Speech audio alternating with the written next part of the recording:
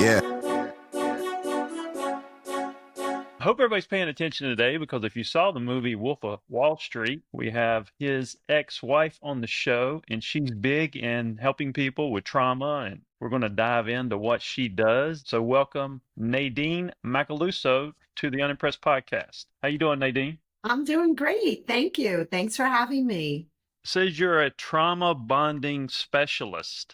What does that mean to you? I know that sounds like some specialty to choose, huh? Well, I always make this joke that when I was a little girl, it's not like when I was like, one day I'm gonna be a trauma bond whisperer. It's a pretty heavy topic. And what that means to me is that I've made it my life's mission, especially over the past couple of years, to really understand toxic, dysfunctional relationships, especially between intimate partners. So when you think about that, and a lot of people play victim in today's time, Yes. I think because of society, the structure of society sets up a victim world. Time we're born till we get into school, the structure of the school system, then society in general with pocket narratives. How can you get two people to understand that maybe they need to find themselves before they fix their relationship? Yeah, well, I think that's a really good point. I always talk about how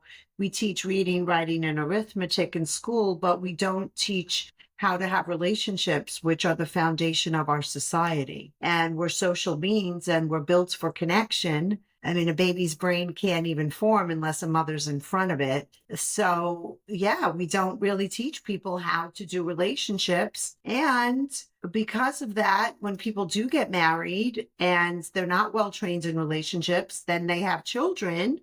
And the children can carry on the dysfunction from the marriage. And then it's just like this ever-ending cycle. Yeah, it's just like a carrying the lineage. But what do you think about having a defensive type of personality? A lot of people I think I see in society today are very defensive. They kind of jump out the boat before you even get to a point. And I think it's premeditated to some extent because when you get to the content of being defensive, there's not a lot of value there, but I see a lot of people being defensive. What do you think about something like that? Well, there are a few reasons why people are defensive. One of the first reasons why people are defensive is because it's a defense mechanism actually to be defensive, to feel the need to protect yourself, to actually project onto the person that you're with that they're attacking you. They might just be making a suggestion. They might be coming from like a really nice standpoint to try to help you. But I think a lot of people don't assume naturally that people are on their side. Yeah. So they can get very defensive. And then if you're dealing with a trauma bond and one partner is usually cheating or betraying the other partner, when people are really defensive, it's a sign also that what you're saying is either true or triggers them. It hits a chord inside of them. Very, very interesting. Trying to lay that out for someone, and when they get in that pattern, it seems very hard for them to break that pattern. How do you break the pattern of responding? Yeah, well, first of all, to break any pattern, two things have to happen. You have to be aware you're doing it, right? And you have to want to change it. And that's why therapy is great. That's why people come to therapy, is because they realize they have maladaptive patterns or maladaptive ways of being, and life isn't going for them exactly the way they want it to go. We bring these issues up in a very safe, accepting, non-judgmental container to look at them. Say, hey, being defensive working? No. Is always being the victim working? No. So why do we do that? And what are alternative ways to behave? How do you want to behave? Well, you told me you are in Florida now, in Boca Raton, and you got an Italian last name. I got a lot of Italian family in New Jersey. And your relationship with Wolf of Wall Street, Jordan Belfort. Yeah. I've hung around those guys. I've hung around a lot of those guys, and there's more Jordan Belforts in New York City that are in the financial world than people realize. Yes. I think Jordan just got the movie made about him, but I could name probably 15 others with the same type of lifestyle. Did this relationship kind of push you to where you're at today? Yeah, I'm a 56-year-old woman now, so I was 22 when I met Jordan, and it was a as they depict in the movie, it was a highly dramatic and erratic relationship, very volatile. And so while I was with him, I went to therapy because I knew I can't manage my life. This is crazy. So I went to therapy. We ended up getting divorced. And at 39, I decided, you know what? Therapy helped me so much. I'm going to go back to school and become a therapist. And again, I really didn't know that this is what I was going to specialize. I mean, you think I would have, but I didn't. And then as time went on, and he wrote the book, he made the movie, that still wasn't my specialty, but I had a clinical practice where women just kept coming in and they were in bad relationships. They were in trauma bonds. And I just was like, you know what? We have a problem. I'm going to go back to the research and figure out what is going on. And that's how I came to specialize in this. So breaking down that relationship, when you got married to Jordan when you were 22, and let's say 22 to 27, what was that first block, that first 5 years experience for you? Yeah, initially it was wonderful. It was tons of romance. It was, well, I always say like too fast, too much, too soon, but it felt good,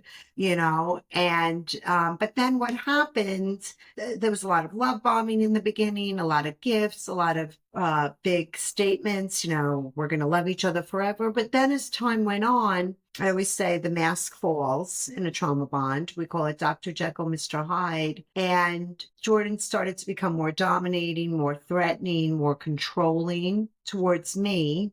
And then his drug addiction increased. And so as time went on, it got more challenging to be in a relationship with him. Well, obviously drugs alters who you are as a person. So when you think about that world, and I was in New York, I was in North Caldwell for 12 and a half years. And I had a lot of friends in the financial market, and had this one guy that I met at Oheka Castle. Oh, yeah. I went to Oheka Castle. Yeah.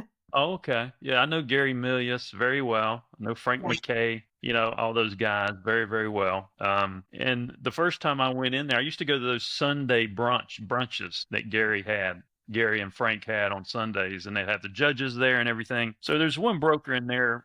I don't think you got to fall into the hype. Yeah. And this one broker worked at UBS. And the first thing I had come out of his mouth in a conversation with all the people who run New York, all the judges, all the power players, there's about 15 of them sitting at one table. And he's talking about $1 trillion diamond, right? $1 trillion diamond. And, you know, I was in LA and I knew there's a lot of bullshit in LA. Yeah. And things kind of sized up a little better in New York. But that was a big learning experience for me, because the first time I went to his office, I walked in and him and his buddy, there's 2 lines of cocaine laying on his desk. and they're doing it like it's no big deal. And UBS is nice on Avenues of America, you know, over there by the steakhouse. Yeah, yeah.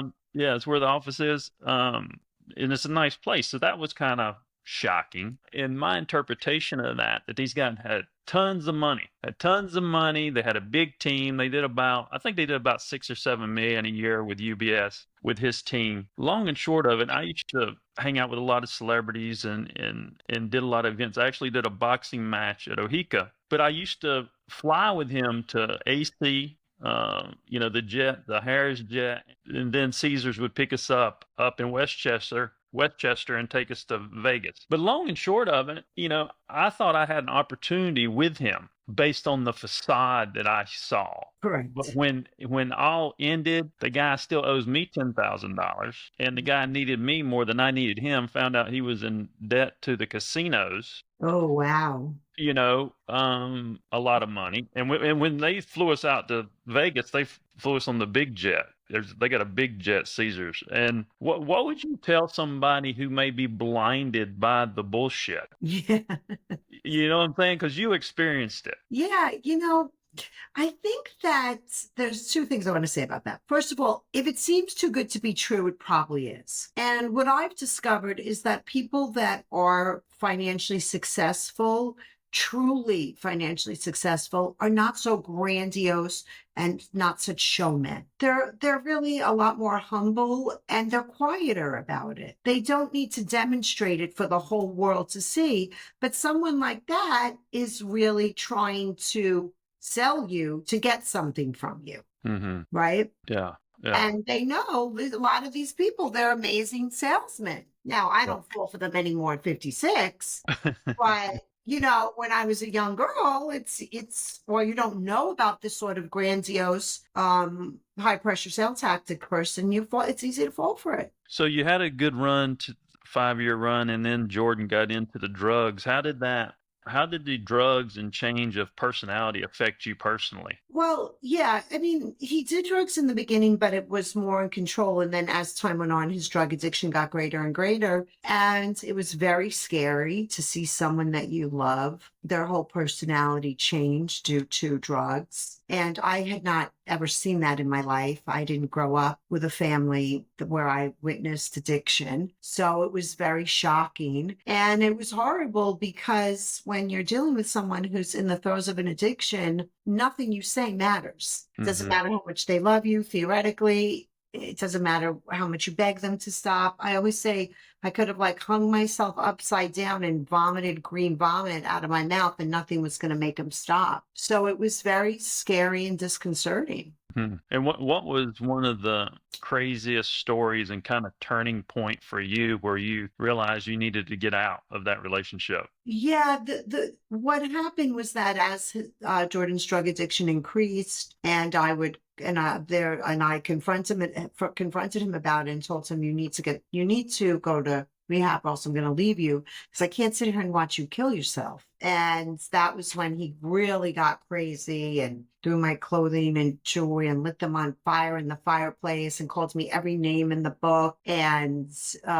he got verbally abusive and physically violent. And the physical abuse was not there. So once it escalated to that, I knew we had a real problem. And then I would say about a year later, I left him because he got arrested, and I knew I was safe because I knew he was the government's problem and I knew he couldn't harm me. So did you realize that, there were some issues monetarily as you're going through this process with him? Jordan always had a lot of lawyers around him, and he always had tons of business deals going on, which I was really not involved in at all. He's not the type of person that is going to listen to anything anybody says. No, I really didn't understand exactly what was happening. There seemed like there were shady things going on for sure, but I didn't really get it as a young 20-year-old woman. And he certainly wasn't going to share that with me. So are you from New York? Yeah, I grew up in Brooklyn. You grew up in Brooklyn. Big Italian family in Brooklyn? I'm English and Italian. So my dad's Italian, my mom's English. So yeah, but I grew up, I would say, almost more English, honestly, and Irish than Italian. And how did you and Jordan meet originally? We met, I went like they show in the movie, I went to a party at his house and I just showed up with a boyfriend, and I guess he got very interested in me, and then actually made somebody $15,000 in the stock market to ask me to go to dinner with her and him. Interesting. And I had no idea that I was being set up. So when you take away the story, take away the drugs, take away the movie, take away all that. When you look at Jordan's personality, yeah, and I looked at what he's doing now, those personalities kind of stand out front in whatever they do. Do you think he was someone that kind of, was a bigger than life character and was able to get away with what he was able to get away with? Yeah, he's certainly a bigger than life person, and he's extraordinarily bright, and he's very ambitious, and he's a hard worker. Gotcha. Yeah, and he's very driven. How long did it take you, when you got out of the relationship, how long did it take you to land to head you in this direction of what you're doing now? So I got out of the relationship, I would say around 30, 31, and then I went back to school to be a therapist at 39. And when you learn to be a therapist, because I don't know if you saw anything about me, I've got some weird stuff going on. I don't claim to be anybody. I have these natural abilities I didn't know I had. I'm supposedly a natural healer, and I am a clairsentient, and I feel everything. Yeah. So when you went to school to be this therapist, the schooling and the knowledge piece there compared to experienced people in real time. Has anything changed for you? Beliefs changed, thought processes changed, anything like that big that sticks out to you? You mean from schooling to actually doing my clinical work? Yeah, because I think, yeah, when you actually dig into people and you start to meet different personalities, I think that's really where you start to learn about life and learn about people. Was there anything that kind of maybe changed your thought process based on what you thought when you came out of school? Yeah, I had been in therapy myself for around that point, probably 22, 32. Let me think about that. Like 18 years, almost 20 years myself. So I really understood the therapy process because I had been on the receiving end of it. So I think that what happened is, you go to school and you have to learn what they tell you, of course. And then you have to take state tests to pass, and you have to do 3,000 hours to become licensed. And so there's nothing like real experience in the room with the patients. And really, nothing changed that much, again, because I had been in therapy, but I'm always amazed at how resilient human beings are Mm-hmm. and how much they are actually capable of growth and how much they can endure. Mm-hmm. We're really amazing beings. Yeah. Yeah. Well, for you, obviously you held and dealt with I call it a maximum lifestyle, because when you have that maximum lifestyle in New York City, Yeah. it's a little different when you go Yes. other places. For sure. For It sure. kind of raises the bar. It kind of raises the bar on how you interpret things. Yeah, it can. Yeah, but remember, I also grew up in Brooklyn. Yeah. So I also had that as my base. Yeah. So when you first talk to a patient, is there a couple questions? Is there a ABC direction? Is there a process you use to kind of crack the code of what that person needs? Well, when everybody comes to me before they, or right when they come to therapy, I give them assessments. I give them two assessments, one about to assess their personality traits, and one to find out about their defenses actually and how they're wired in their minds and heart. And so, because I took a postdoc training, and so I use that assessment and I use another assessment. So I have kind of like a clear understanding and a roadmap for them when they come in Mm-hmm. that I explore with them. And say, Mm-hmm. okay, I notice you have these personality traits. I know, you have these sorts of behaviors and defenses, and let's explore that. Or now, since I work with women in trauma bonds, they come to me and I really kind of just meet them where they are. If they're still in love in the trauma bond, if they're in the middle of the trauma bond, if they want to leave the trauma bond, and we kind of explore that with them and just give them tons of support. And I do a very strength oriented approach where I'm also connecting people to their innate strengths Mm-hmm. that they might not even know they have. Mm-hmm. Well, one thing, and some of the crazy stuff I have going on, when you think about relationships and you think about feng shui, Yeah. everybody has a direction when they're born, and their non-conscious has a direction, which I say this every show, but that's where science stops at the non-conscious. They don't Yeah. include intuitiveness and psychology and Right. that part, which I think can be broken down systematically to include it with their calculations. Mm-hmm. If you knew your direction in feng shui and you could prepare yourself to have a relationship with someone that aligns with that direction, Mm-hmm. do you think there would be better relationships out there today? Yeah, I mean, I don't know a lot about that, but the way I look at it is I teach people about their attachment patterns, right? And so I do think the more you know about yourself in general, in whatever area that you're interested in, the better partner you can be for anybody, and the better you can be for yourself, which affects how you are in a relationship. Because I talk about a predetermined or premeditative society in a way. I think one thing is if you can teach people about these things. All right, you have a birth date, you plug that birth date in. You know that I'm northwest, my success is south, my health is north, and you know all these directions. Yeah. So when you think about creation and you think about balance, think about the Vitruvian man.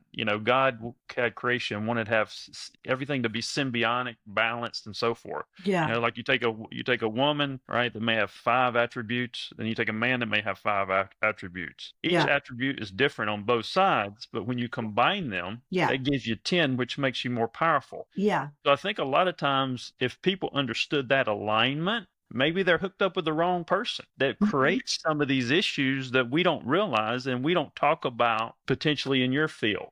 This is just some of the weird, deep thinking I do. Have you ever thought about anything like that? Well, yeah, I mean, I think what you're talking about too is like people complimenting each other. Yes. I think that's, yeah, that can certainly happen. Sure. If you just take the two parts, the fact that science leaves out 1/3 of law of attraction, and if people understood their environment and what they absorb when their environment, whether it's passive absorption or accepting absorption, if they understood that, then they understand their non-conscious. And non-conscious is just what you're made of, right? What you're made of, you have a direction, there's no emotions involved, right? So then when the emotional part comes into play, if you broke that down through the non-conscious, your subconscious, your unconscious bias, and consciousness, and gave people more knowledge behind each of those pieces and how and where those pieces affect you in your life, even though you still would experience trauma. Do you think if they had this information and everybody understood this information on a worldwide level, you think things could be handled better?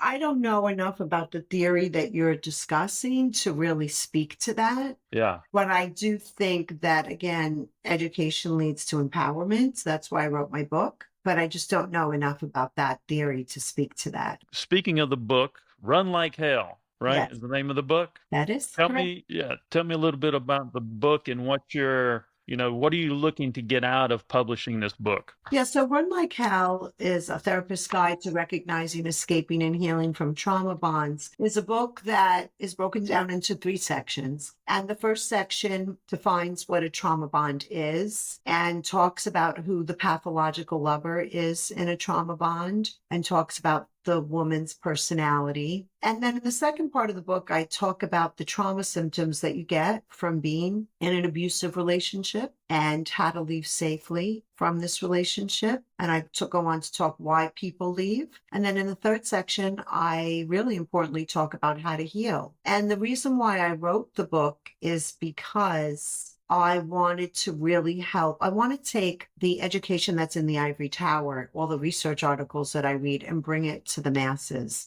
And I want to educate women and people everywhere about these dysfunctional relationships so they can avoid them and they can heal from them and they can grow and reach their potential in life and love. So it was the hardest thing I've ever done. Interesting. So what was, when you wrote this book, what were you pulling from? I know we talked about your relationship a little bit, talked about trauma bonding. What was coming from the heart when you wrote this book? I think when you write something like this, or when you do for me, at least when I did this creative piece, well, first of all, it's coming from all of the beautiful work that I do with my patients. It's coming from my own personal experience.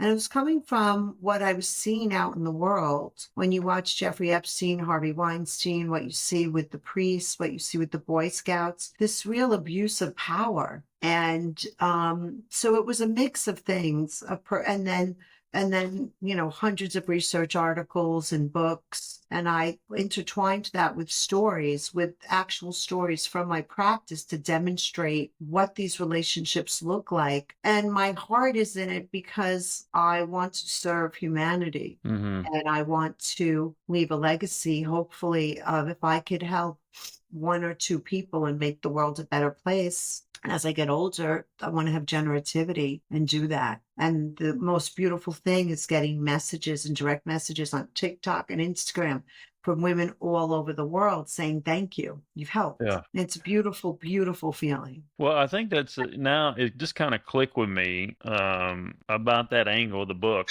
and I think that's a big deal because I think we set some of these personalities up to take advantage of that Hmm. because I don't see a lot of value in it, but the way we sell everything to people in the world is like you're not good enough, right? So when you're told you're not good enough your whole life, and then you see these characters, it's almost like that energy, that persona, all that gives them an opportunity to take advantage. Does that make sense? So you mean, Like oh, these kind, big personalities to take advantage? Yes. yeah, because you have Yes. this based on the structure of this "you're not good enough" world. Hmm. We position these characters to Hmm. be able to take advantage of that opportunity because that's what people feed into. They're feeding into something that has no value at the end of the day. Hmm. Hmm. So you Yeah, know what I and mean? I think also, what my research shows is that there's a lot of women, such as myself, with personality traits of being a highly agreeable, tolerant, kind person that's very driven and conscientious. And what happens is that these are not bad traits.